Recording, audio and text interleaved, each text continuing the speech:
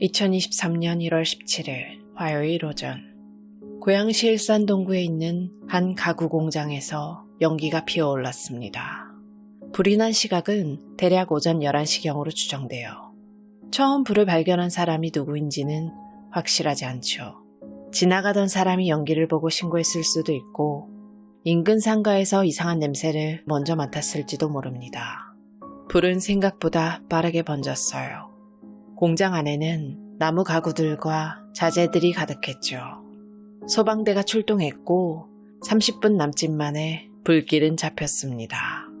하지만 진화가 끝난 직후 공장 내부에서 이상한 흔적이 발견됐어요.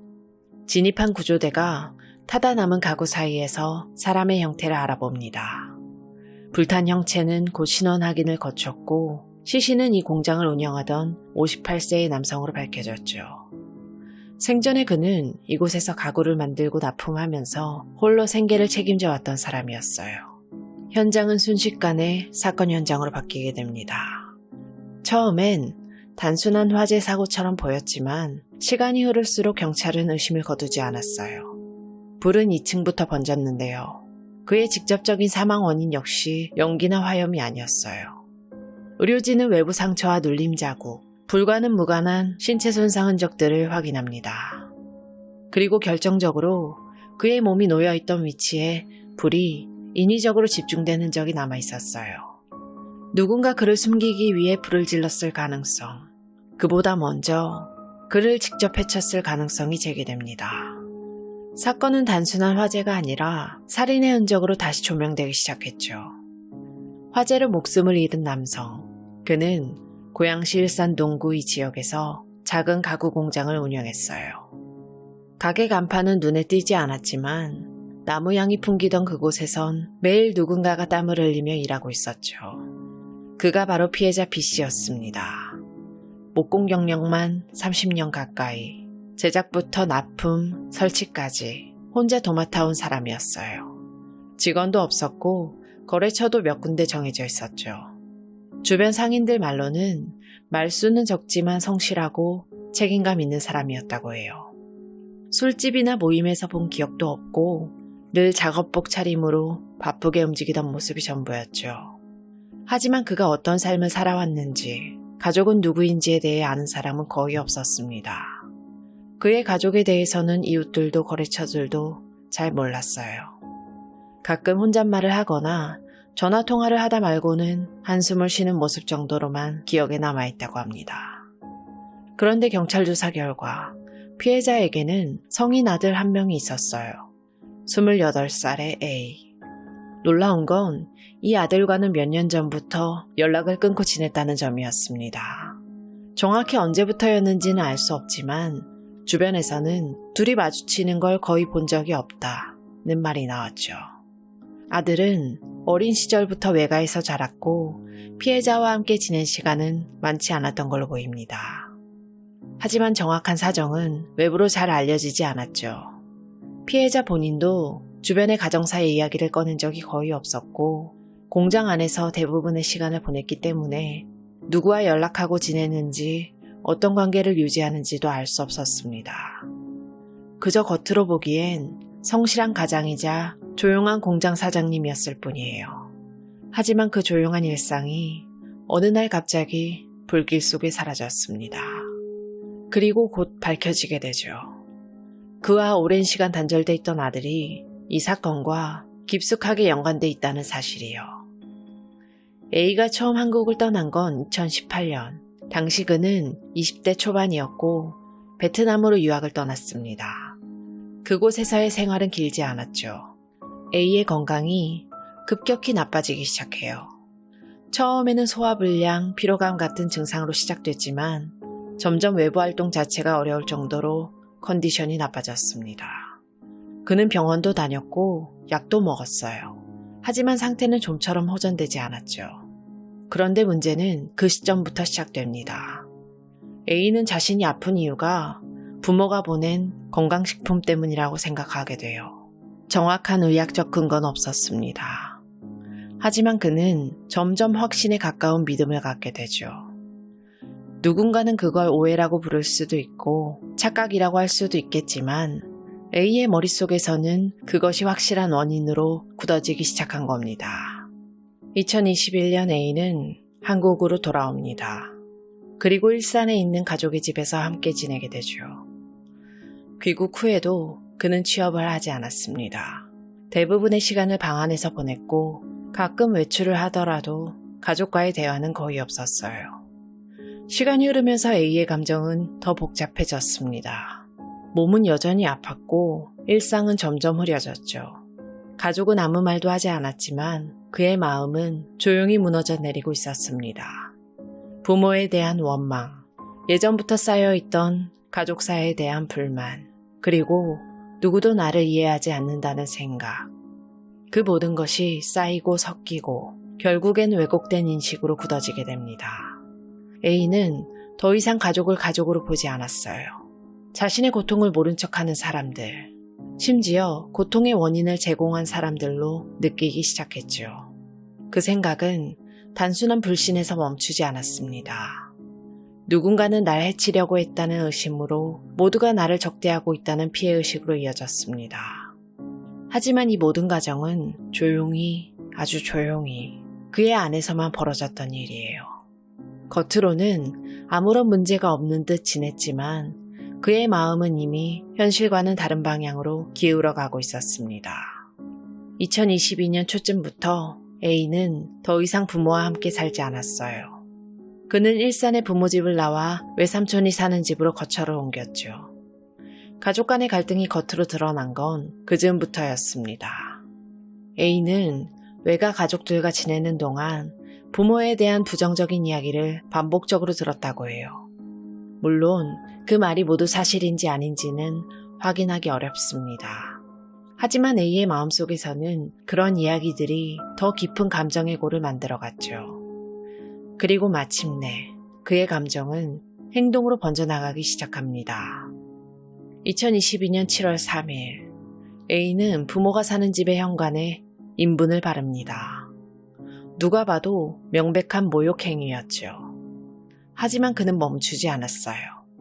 같은 달 19일, 이번에는 접착제를 문 손잡이에 도포합니다. 그리고 동시에 아버지인 피해자 B씨의 차량에 갤럭시 태그 위치 추적기를 몰래 부착했어요. 이후 A는 약 6개월 동안 부부의 위치를 계속 파악해왔죠. 직접 찾아가진 않아도 어디에 있는지 언제 움직이는지 그는 손바닥 보듯 부모의 동선을 추적할 수 있었어요. 문제는 여기서 끝나지 않습니다. A는 반복적으로 금전적인 요구를 했어요. 도와달라는 말로 시작했을 수도 있고 나를 이렇게 만든 책임을 져라 라는 식이었을 수도 있어요. 결과적으로 부부는 그에게 8천만 원을 건넸습니다. 그러나 돈을 준다고 끝나지 않았어요. 오히려 A의 감시는 더 집요해졌고 그들의 일상은 더 좁아졌죠. A는 이미 물리적 감시자이자 심리적 위협자로 변해 있었으니까요. 2022년 11월 10일 새벽 1시, 고양시 일산동구 피해자 B씨의 집 앞에 낯선 그림자가 나타납니다. 그는 주차된 포터 차량 아래로 몸을 숙였어요. 그리고 조용히 아주 신중하게 브레이크 호스 3개를 하나씩 잘라냅니다. 그 순간 그는 아버지를 죽일 수 있다고 믿었어요. 그리고 그 일이 들키지 않을 거라고 확신했죠. 하지만 결과는 실패였습니다. 피해자는 이른 아침 언제나처럼 출근을 위해 운전대를 잡았어요. 하지만 이상한 낌새를 느낀 그는 도로 중간에서 차량의 시동을 껐습니다. 그 선택이 그의 생명을 살렸죠. 브레이크가 제대로 작동하지 않았다면 차는 언덕길을 내려가며 큰 사고로 이어졌을 수 있었습니다. 누가 봐도 의도된 사고였죠. 하지만 이때까지만 해도 아무도 그것이 범행의 시작일 것이라고는 생각하지 못했습니다. 피해자는 그냥 차량 이상으로 여겼고 신고도 하지 않았어요. 하지만 정작 문제는 살인을 시도했던 A의 태도였습니다. 실패했지만 그는 물러서지 않았어요. 오히려 다음 계획을 세우기 시작했죠. 이번엔 단순한 차량 파손이 아니라 직접적인 물리력을 동반한 범행이었습니다. 전기 충격기, 둔기, 그리고 CCTV까지 고려한 침입 경로.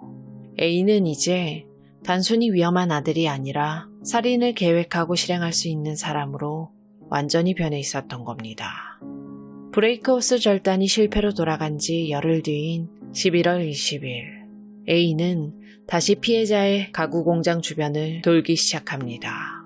건물 위치를 직접 촬영하고 진입 동선을 다시 점검했죠. 이번에는 반드시 살해하겠다는 확고한 마음이 깔려 있었을 겁니다. 12월 27일, A는 공장 내부를 다시 찾았어요. 직접 들어가서 CCTV의 촬영 각도를 살짝 돌려놓고 자물쇠 구조도 확인합니다. 잠금 장치를 강제로 열 수 있는지 만약을 대비한 사전 점검이었죠. 그리고 범행 준비는 본격적으로 속도를 탑니다. 1월 9일, A는 외삼촌 명의로 인터넷에서 전기 충격기를 구입했어요. 신분을 드러내지 않기 위한 조치였죠. 도구는 감춰야 했기 때문에 일산에 있는 병원 화장실에 미리 숨겨둡니다. 1월 15일의 일이었어요. 범행 당일인 2023년 1월 17일, A는 오전 11시경 오토바이를 타고 가구 공장으로 향합니다. 헬멧과 장갑을 착용한 그는 누가 봐도 신원을 완전히 감추려는 상태였죠. 그는 조용히 공장에 들어섭니다. 그리고 피해자 B씨에게 다가가서 준비해온 전기 충격기로 먼저 제압했어요. 순간적인 혼란 속에서 망치를 꺼내 수차례 가격했고 마지막에는 피해자의 목을 졸라 살해했죠. 그는 아버지를 살해한 뒤 망설임이 없었어요. 사망한 아버지 위에 불을 질렀습니다. 가구 공장 내부에는 불이 빠르게 번졌죠. 트럭 한 대와 대형 가구들까지 함께 타올랐고 결국 1층 창고와 2층 전체가 불에 휩싸였습니다. A는 자신의 의류도 함께 불태웠어요. 증거를 없애려는 행동이었죠. 그는 그 현장을 오래 머물지 않았습니다. 모두 태운 뒤 떠났어요. 화재가 발생한 다음 날인 1월 18일, 경찰은 주변 CCTV를 분석하던 중 수상한 오토바이 한 대를 확인합니다. 헬멧을 깊게 눌러 쓴 남성. 그는 불이 난 시각 가구 공장에서 빠져나와서 일산 서구의 상가 쪽으로 사라졌어요. 며칠 전부터 탐문과 감식에 들어갔던 경찰은 오토바이의 이동 경로를 추적했고 결국 A를 일산 서구의 한 상가 근처에서 체포합니다. 불과 하루 만의 일이었죠. 그리고 그때부터 A의 핸드폰에 저장된 내용들이 하나씩 드러나기 시작합니다. 폰 안에는 존속살해, 포터 브레이크 도면, 상속 포기 같은 검색 기록이 남아 있었어요. 단순한 충동이나 우발이 아닌 지속적이고 체계적인 범행 계획이었음이 명확해진 겁니다. 또한 수사기관은 그가 부모의 차량에 부착해놓은 위치 추적 앱을 통해서 6개월 이상 동선을 추적해왔다는 점도 확인했어요. 심지어 위치 정보 외에도 부모의 집 앞에 인분을 바르거나 타이어를 손상시키는 행동까지 일관되게 이어져 있었죠. 하지만 정작 A는 자신의 범행 동기를 묻는 질문에 이렇게 말합니다. 성장 과정에서 부모로부터 보살핌을 받지 못했고 이후에도 가족사 문제로 아버지에 대한 감정이 좋지 않았다. 그러나 그 말은 누구에게도 자신의 죄를 전가할 수 없는 범죄자의 자기 합리화였을 뿐입니다. 살인을 저지르고 방화까지 했지만 그에게는 죄책감이 보이지 않았어요. 단지 피해자로서의 자기만의 논리만이 남아있었죠. 재판 과정에서 어머니는 변론이 끝난 후 처벌을 원하지 않는다고 말했습니다. 하지만 피해자의 누나, 즉 A의 고모는 끝까지 엄벌을 요구했죠. 법정은 냉정했습니다. 그 어떤 분노도 그 어떤 연민도 섞이지 않는 목소리로 한 문장을 선언했죠. A에게 무기징역을 선고한다. 그리고 20년간 위치 추적 전자장치를 부착한다. 1심 재판부는 A의 범행을 치밀하고 계획적이며 반사회적이라고 평가했습니다. 사형이 구형된 상황이었지만 재판부는 이렇게 덧붙였어요. 사형은 극히 예외적인 사안에만 허용되는 형벌입니다. 피고인은 무기징역을 선고받고 이 사회와 영원히 단절되어야 합니다. 곧이어 2심에서도 A의 항소는 기각됩니다. 형은 그대로 확정됐죠. 재판부는 말했어요. 피해자와 사이가 좋지 않았다는 이유만으로 피고인은 살인을 계획하고 준비하고 실행했으며 그 죄를 감추기 위해 불까지 질렀습니다. 이 사회에 다시는 나와서는 안 될 사람입니다. 생명은 남겨두되 자유는 완전히 박탈한다. 법은 그를 처형하진 않았습니다. 하지만 그를 세상 밖으로는 절대 내보내지 않겠다고 선언한 거죠. 행여나 가석방이 되는 일이 없도록 많은 사람들이 그가 저지른 끔찍한 범행을 잊지 않았으면 좋겠습니다. 안타깝게 희생당한 피해자분의 명복을 빌겠습니다. 다음 이야기도 고요한 밤에서 조용히 이어가겠습니다. 지금까지 고요한 밤이었습니다.